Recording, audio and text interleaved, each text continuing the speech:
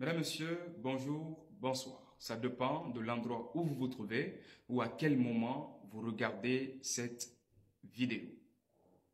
Peuple de Guinée, autorité de notre chère nation, Son Excellence, Monsieur le Président de la République, Général d'armée Mamadi Doumbouya.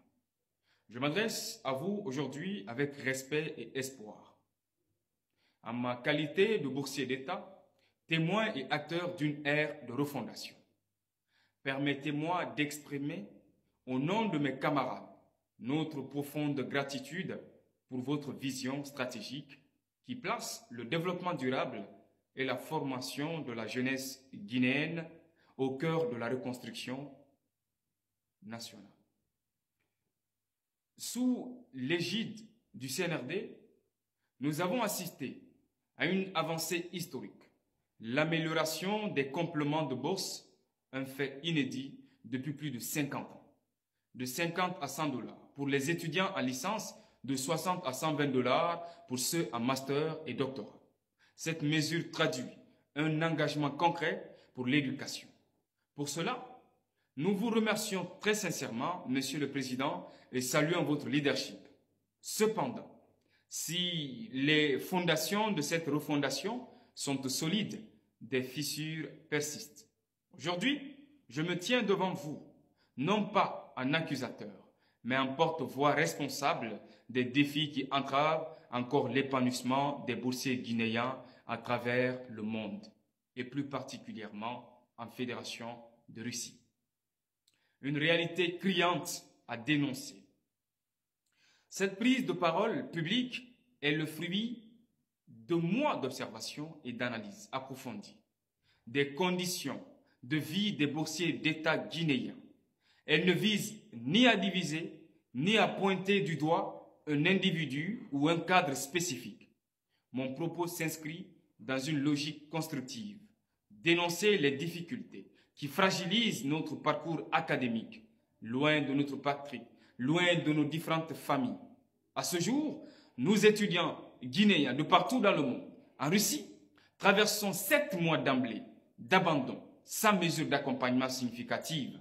Cette situation est d'autant plus alarmante que la majorité d'entre nous proviennent des familles modestes, pour qui la bourse représente un espoir de mobilité sociale face à nos collègues boursiers d'autres pays, d'autres nations, bien encadrés et soutenus par leurs gouvernements respectifs.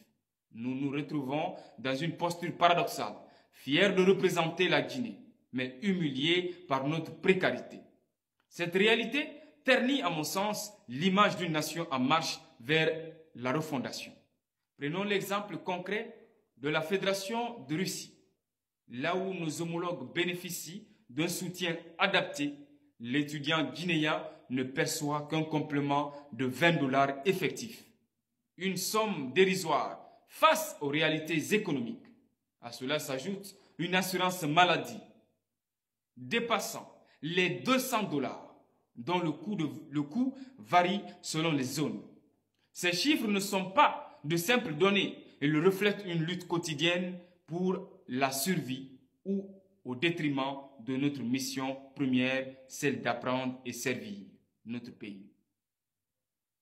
Un appel à l'action pour la refondation. Peuple de Guinée, haute autorité, je lance un appel solennel à vous, Monsieur le Président de la République, garant de la refondation de notre nation, à vous, Monsieur le Ministre, directeur du cabinet, Djiba Diakité, qui supervisez la gestion des bourses extérieures. Nous implorons une révision urgente de notre situation. Rétablissez-nous dans nos droits, non pas par charité, mais par justice, afin que nous puissions incarner pleinement cette jeunesse formée et engagée que vous appelez de vos voeux. Nous traversons une période critique, mais nous croyons en la promesse d'une Guinée nouvelle. Aujourd'hui, nous vous invitons à faire de l'accompagnement des boursiers d'État un pilier tangible de cette refondation. Ensemble, bâtissons donc une nation où l'éducation n'est pas un fardeau, mais une fierté. Je vous remercie.